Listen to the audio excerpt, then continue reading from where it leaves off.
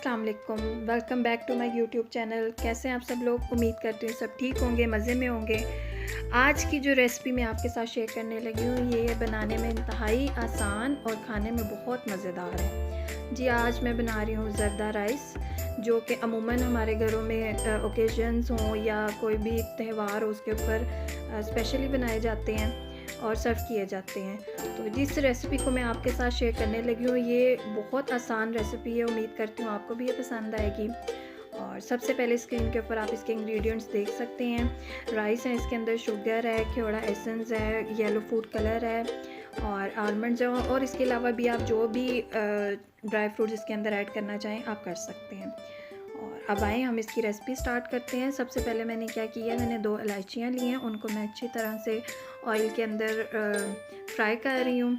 और इनको जब मैं फ्राई कर लूँगी तो उसके बाद मैंने क्या किया था, मैंने इसके अंदर 1 गिलास पानी ऐड किया था। क्योंकि मैंने 1 गिलास राइस लिए हैं तो इसके अंदर 2 गिलास जो है पानी वाटर जो है वो ऐड होगा। और बाकी डिपेंड करता है कि आप कौन से राइस ले रहे हैं। मैंने बासमती राइस लिए थे जिनको थोड़ी देर ज़रा ज़्यादा भिगो के तो रखना पड़ता है। तो अगर आप भी उन्हीं का ही बना रहे हैं तो आपको भी उन्हें थोड़ा ज़्यादा टाइम देना पड़ेगा, ठीक है। और पानी ऐड करने के बाद अब मैंने इसके अंदर शुगर ऐड कर दी है। शुगर 1 गिलास के अंदर मैंने 1 कप शुगर ऐड की है, जो मेरे ख्याल से बिल्कुल ठीक मीठा है, ना बहुत ज़्यादा है ना बहुत कम है। बाकी अगर आप तेज़ मीठा पसंद करते हैं तो आप ज़्यादा भी डाल सकते हैं, और जिस तरह मतलब आपको पसंद है आप उस तरह इसके अंदर ऐड कर सकते हैं। और शुगर ऐड करने के बाद मैंने इसको कवर कर दिया है ताकि वो अच्छी तरह मिक्स हो जाए। और उसके बाद जो है इसको मैं चेक करने के बाद इसके अंदर अब येलो फूड कलर को ऐड करूँगी।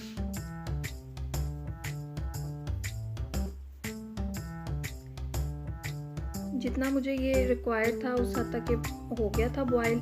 और अब इसके अंदर मैंने येलो फूड कलर ऐड कर दिया है। येलो फूड कलर ऐड करने के बाद भी जो है मैं इसे 1 से 2 मिनट जो है पकने के लिए छोड़ दूँगी।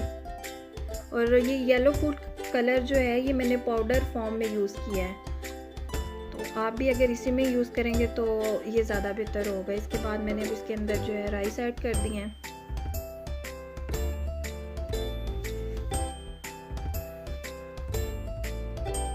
राइस ऐड करने के बाद इसे अच्छे से मिक्स करना है। और मिक्स करने के बाद आपने इसको पकने के लिए कवर करके लिड लगा के फिर आपने इसे तकरीबन 5 to 10 मिनट्स के लिए छोड़ देना है ऑन लो मीडियम फ्लेम पे।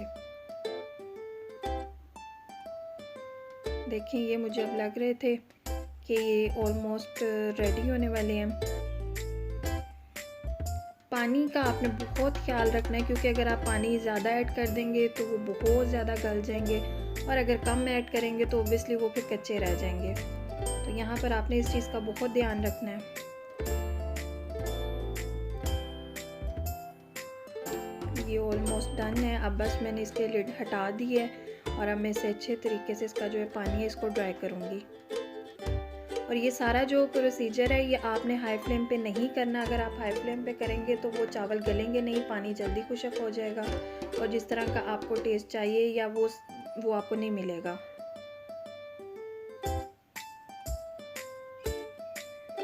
इसको दोबारा से कवर किया था मैंने तकरीबन 5 मिनट के लिए। उसके बाद अब ये रेडी हैं और ये मैं इसके ऊपर जो है ड्राई फ्रूट्स ऐड कर रही हूँ। आपको जो भी पसंद हो आप इसके ऊपर ऐड कर सकते हैं। और इनको ऐड करने के बाद भी आपने तकरीबन 1 से 2 मिनट के लिए बस इसको कवर करके छोड़ देना है।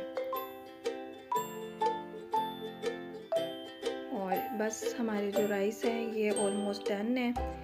और इसके साथ साथ मैं आपको दोबारा एक बार रिमाइंडर दे देती हूँ कि जो आज हमारे चैनल पर फर्स्ट टाइम आए हैं, मेरे चैनल पर फर्स्ट टाइम आए हैं, वो प्लीज़ जाने से पहले लाइक सब्सक्राइब ज़रूर करके जाइएगा। और सब्सक्राइब के साथ जो बेल आइकॉन है उससे ज़रूर प्रेस कीजिएगा, ताकि जितनी मेरे चैनल से रिलेटेड जितनी भी न्यू अपडेट्स हैं उनकी नोटिफिकेशंस आपको टाइम पे मिलते रहें।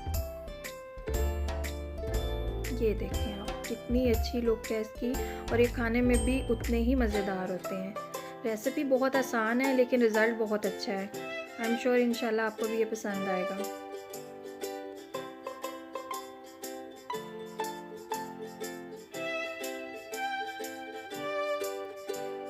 अब डन है। अब हम इसको सर्व करेंगे जी। ये है इसकी फाइनल लुक और उम्मीद करती हूँ आप सबको भी ये पसंद आएगी। और इंग्रेडिएंट्स जो हैं वो इतने ज़्यादा नहीं हैं, वो बिल्कुल थोड़े से हैं और टाइम भी जो है इसका बहुत शॉर्ट है कि मतलब इजीली जो है आप इसे आम रूटीन में भी इस रेसिपी को फॉलो करके तो घर में एज अ स्वीट डिश इसको आप बना सकते हैं।